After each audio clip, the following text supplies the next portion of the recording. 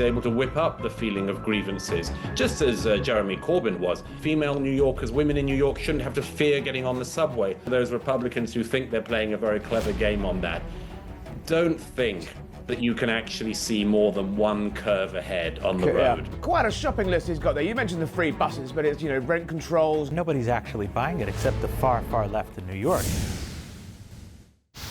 Hello, welcome to Harry Cole Saves the West, the show where American grit meets British backbone. Now, stop me if you think you heard this one before. 10 years ago, a left-of-centre party was smarting from an electoral thumping. They put their fingers in their ears to voters' concerns, and they embraced the hard left. Insane promises were made, zippy social media fairy tales were peddled, cheap groceries, rent control, free stuff. But a dark underbelly of anti-Semitism, Hamas support, and a blind eye to the Russians rose up like a stench. Jeremy Corbyn would have consigned Britain to the dustbin of history had he not been stopped. The Labour Party was lost for a decade, however, and I've seen this movie before. But now the Democrats in New York look set to fall into the same trap. It's time to put out a red alert. Zohran Mandami may look cute and tidy, well-dressed, but he's dangerous.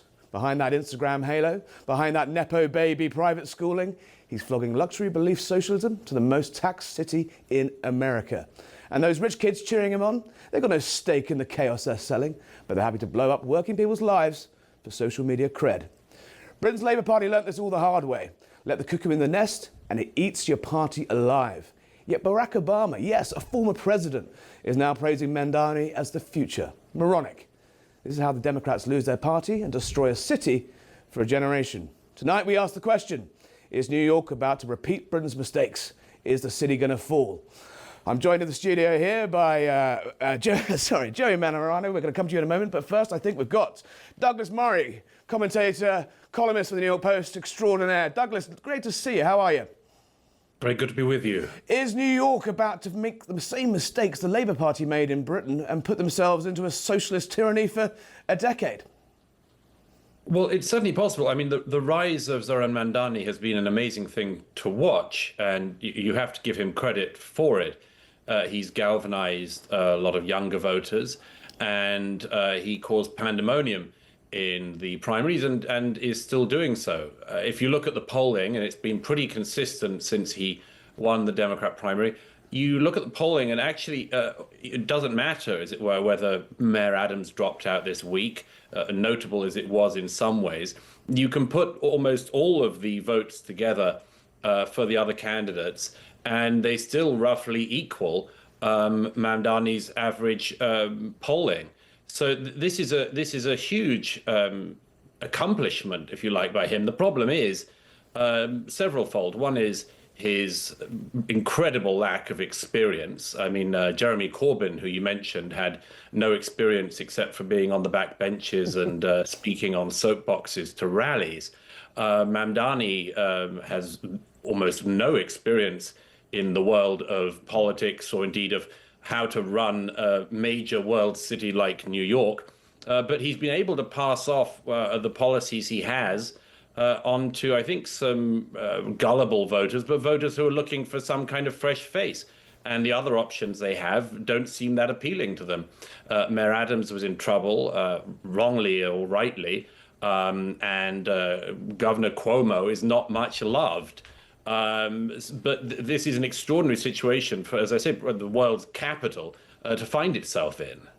Well, yeah, how have we got to this stage? You talk about his, the predecessors and various corruption scandals that have littered New York over things. But as a city, as you say, a global capital city, already pretty overtaxed, taxed to the pips almost, you would think. Are we going to see people fleeing that global city, moving to states like Florida, other cities around the world if he gets in, or New Yorkers seem so remarkably unfazed and are sort of sucking this up? No, everybody who has a long memory in the city knows that New York can indeed go up and down. It is an amazingly resilient city, but it isn't endlessly so.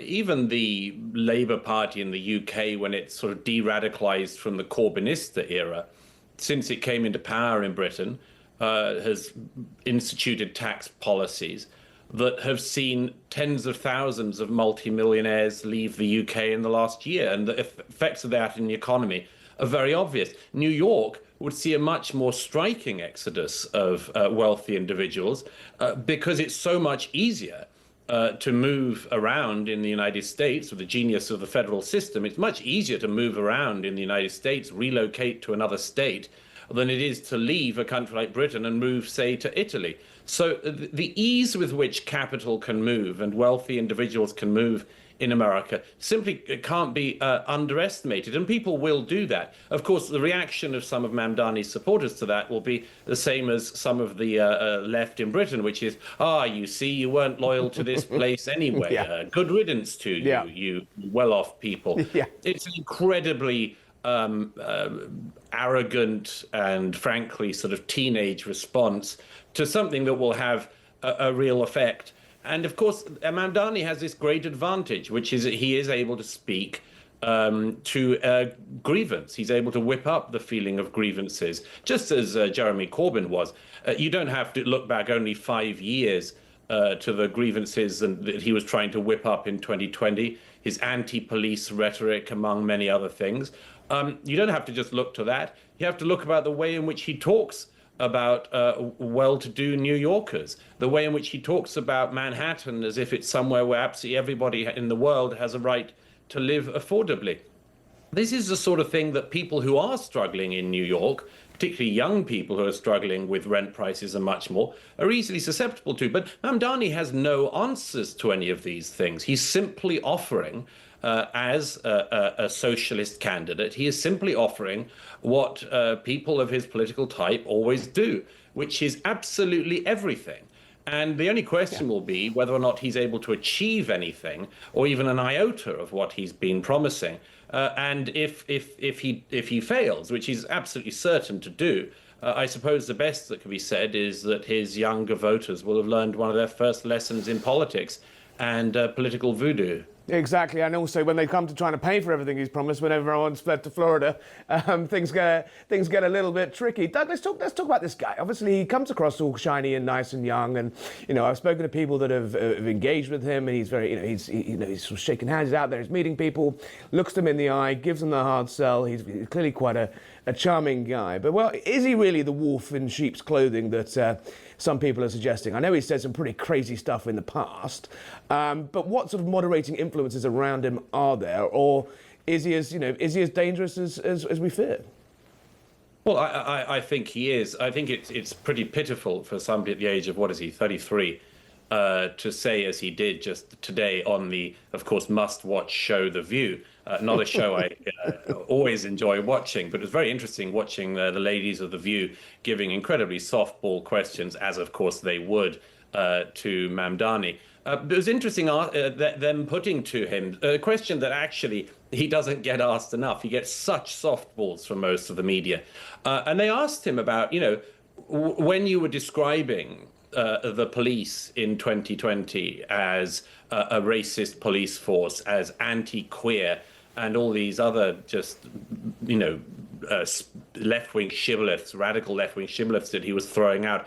Did you mean that, and do you mean it now? And his only answer to that was that he had experienced an era of growth, that he had grown up between the ages of 28 and 33.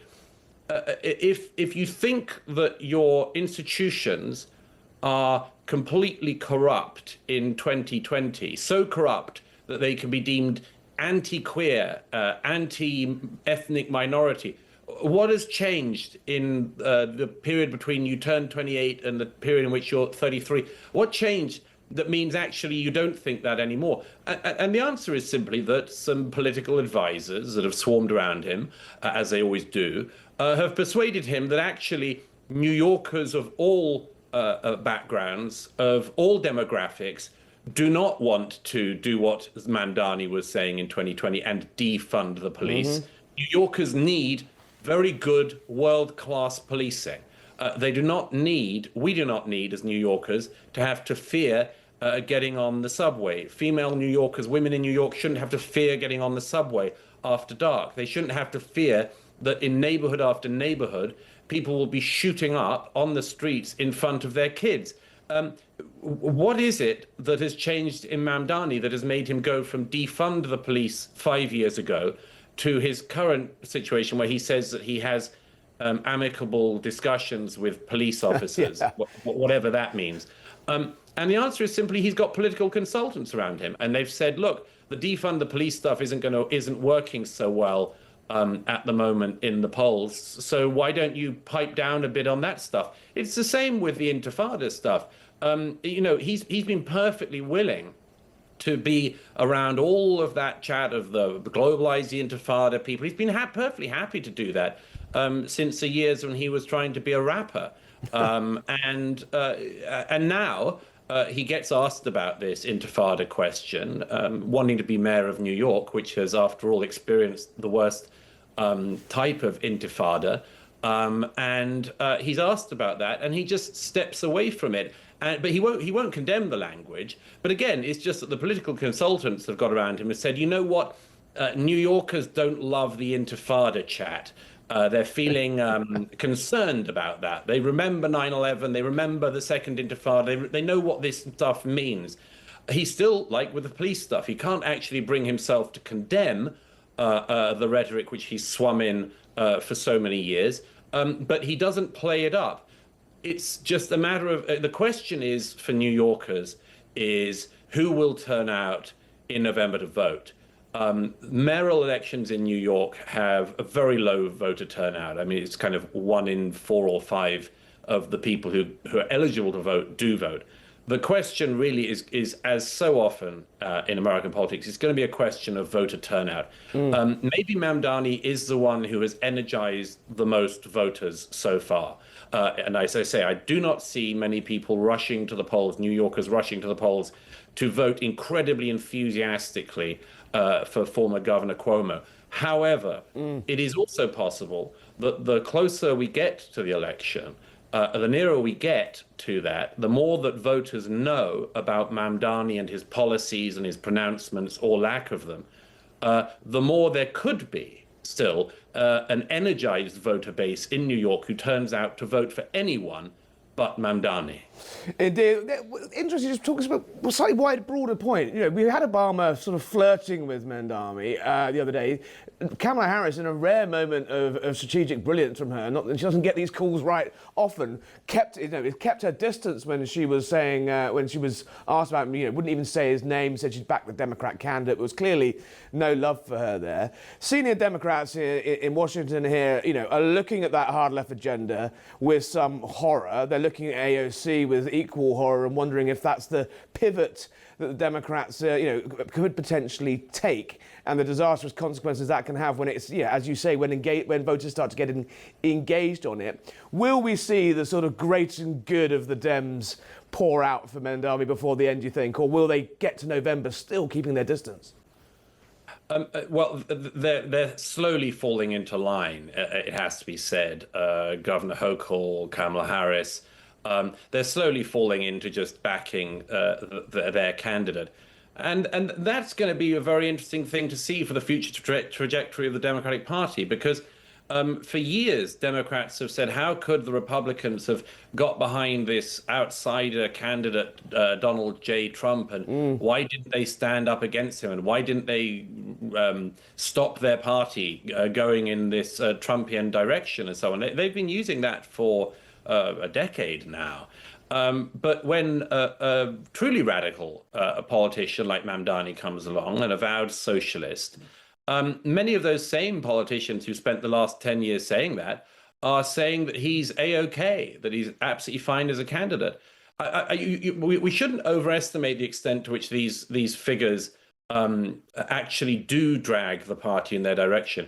You mentioned AOC. AOC is only one member of Congress and gets a huge amount of attention, among other things, because Republicans and people on the right like drawing attention to her. She is the left-wing version of Marjorie Taylor Greene, who the left and the Democrats love drawing attention to. If you read much of the Democrat media, you would think that the most powerful person in Congress is Marjorie Taylor Greene. That's something that happens in US politics in particular, and it shouldn't be overestimated too much. That having been said, the Mamdani effect would be important not just for New York, but yes, for the future of the Democratic Party. And there's one other thing I'll say very quickly, if I may, which is some Republicans I speak to have started to reconcile themselves to a Mamdani win. And they have reconciled themselves to it and are starting to think of what happens after he wins and the electoral bonus that Republicans will be able to get in the whole of New York State, as well as potentially the rest of the country in future elections, by pointing to the failings of a socialist mayor in New York. I would just remind you and your viewers, Harry, of the fact that some years ago, where we started off, Jeremy Corbyn stood as the leader of the Labour Party. There were conservatives who wanted him to win the Labour leadership election in the belief that it would make Labour unelectable. And then he won. And then he very nearly, in 2017, became Prime Minister. So I would say to those Republicans who think they're playing a very clever game on that, don't think that you can actually see more than one curve ahead on the road. Careful what you wish for. Douglas, I'm going to let you go. Before I do, we touched briefly on Hamas. You are a renowned expert on that part of the world. I saw Donald Trump plugging your excellent book once again over the weekend, Death Cults and Democracies, I believe it's called. I'm halfway through it. It's a page turner. Douglas, what do you make of this deal that's on the table? Netanyahu at the White House on Monday. Look, a ceasefire is in grasp, should they want it. The same people that have been calling for a ceasefire for months now don't seem to want this ceasefire. What are you taking on it? Will Hamas fold? Well, the Israelis have signaled that they're going to accept the Trump plan, the deal. The Arab countries have said the same. The world is waiting at the moment to see if Hamas wants to stop the war. And that is so often in every other potential ceasefire, it has always been that Hamas is the ones that have walked away from the table. To my mind, the deal is unpalatable but probably necessary. It's got a whole load of pitfalls in it, and I would just highlight one in particular, which is that in the first phases of the Trump deal, that the Israelis and the Arab states have accepted, but Hamas hasn't. Hamas is meant to release finally all of the remaining hostages that they stole from Israel, dead and alive, and to return them to their families.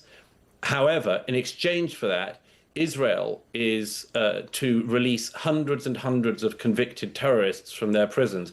And I just mention that because many people will think that is a necessary price and much more. But as you know, and as I describe in my book about this war on democracies and death cults, this war was started on October the 7th by Yahya Sinwar, who was released in exactly such an exchange 14 years ago, when one Israeli soldier was swapped for more than 1,000 convicted terrorists, including Yahya Sinwar, who went on to start the October the 7th war. So this is a very unpalatable deal. We'll see if Hamas accepts it or not. Douglas Murray, thank you for joining us on Save the West. You can find him in the New York Post. You can find him everywhere, really. He's a prolific commentator. Douglas, thanks for joining us. Joseph is still with me. Sarah is joining me. Sarah Salip, Republican strategist, Douglas. Yes. There we go. You guys must be rubbing your hands together, right, with glee at the prospect, as Douglas was mentioning there, a hard left takeover of New York. That's going to be a vote for one of you guys. Jody? If that's what they want to do, that's what they're going to do. Zohran Mamdani, he's crazier than anybody realized. He wants to give $100 million to keep illegal aliens in New York, too. He wants to commit taxpayer funds to give them lawyers, transgender surgeries, and nobody's even talking about it because Cuomo is too close to the left, too, to really attack. He's Muslim. You saw what happened on 9/11. Did everybody forget? He's not attacking him on that. He's not attacking him on anything because at the end of the day, Cuomo knows he's doomed, and Zohran Mamdani is going to win that election. Elise Stefanik is probably very happy because she's going to be running for governor, and I think this is going to give her a huge way in. Sarah, be careful what you wish for, though. After Eric Adams dropped out, everything's probably going to go to Curtis Sliwa. It's not going to go to Cuomo. It's a little too close to the edge. But that being said, Eric Adams did drop out way too late. And Zohran Mamdani, I think it's, 22 points above Cuomo right now. Yes, And it's looking like he's got it. But Republicans have pulled out before as well. Right? They have not run candidates in this race. Right. Could something like that happen, do you reckon? Probably, but the thing is, they haven't done any polling since then. I think the last one with Quinnipiac was September 22nd. So we'll just have to wait and see. I really think Curtis Sliwa has a much better chance than people think he does. Let's talk to Democratic strategist Nick Smith, who's joining us from New York, I believe. Hi, Nick. We heard from Douglas Murray there, the case for the prosecution, I think, against Mandami. I take it that you don't agree, but if he's so great, why are the bigwigs of the Democrat Party still keeping him at arm's length? It's a good question. So thanks for having me. I did hear Douglas and his point about, against the Assembly member. Here's how I look at this election. This is a change election, and there's a parallel here, which I don't think many people are talking about, between Assembly member Mamdani and, in fact, President Trump. Not on policy and everything, but if you think about the word change, when President Trump ran for his second term, he ran saying that prices for everything is too high, and the current administration, that is President Biden, Vice President Harris, in his words, weren't equipped to solve that problem. And on day one, he would get in the office and reduce prices. That didn't happen, but think about how effective that campaign message was. So when folks analyze the Assembly members, Mamdani's campaign and why he defeated former Governor Cuomo, just think about the situation in the country. And I think, in fact, he benefited from President Trump being in office, because what we see is someone who is in the White House right now not fulfilling that promise of lowering prices. Gas is up, jobs are down. And so that's why I think Mamdani powered through that primary against a former governor who, by the way, is looking for a second act. So that's how I frame this election. And when it comes down to, well, the policies and what some label as extreme, here's some interesting factoids. First of all, Mamdani is talking about making buses in the city of New York free, which probably costs a couple of mil in a city budget of $116 billion, a state budget of about $200 billion, and of course, the federal scale as well. Go back a couple of mayors and talk about a Republican mayor, Mayor Rudy Giuliani. Guess what he did? He made ferries in the city free, particularly going to Staten Island, back and forth. I've never heard anyone on the right wing say that some of these things can't be done. There is a history of these things being done. And by the way, Mamdani, and I come from New York City government. I was first deputy public advocate, which is the #2 office in the city of New York. So I get some of these policies. Mamdani can have a free bus plan that is, in fact, phased in. And recall something else. Governor Hochul has endorsed Assemblyman Mandami. So you mentioned some folks having some reticence to endorse, and I get it. He's a change candidate. He's younger. He's a different kind of candidate. And the so-called establishment may have some agita about the fact that someone in the assembly speaking to change beat a former governor. He's got it's quite a shopping list he's got there. You mentioned the free buses, but it's rent controls, socialized grocery stores. As Douglas Murray also he's made highly controversial comments about defunding the police. His comments about terrorism, are going to haunt him throughout his political career. He's carrying a lot of baggage. You can see why the Dems don't want anything to do with him. Yes, it's a change candidate, but he's got a lot of baggage, right? But the Dems have to pick those apart.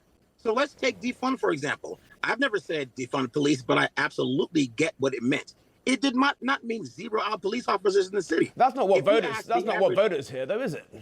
Well, let me finish. If you ask the average voter, what do they want? They're going to say they want police in our neighborhoods. What they don't want are police that are abusive, particularly to Black and brown voters, New Yorkers. I lived here during the height of the stop, question, and frisk problem, meaning that as a Black or brown person, I would go to 125th Street in Harlem, walk outside, and there is a very high chance with no crime being committed that I'm going to be stopped, questioned, and frisked for weapons in Harlem.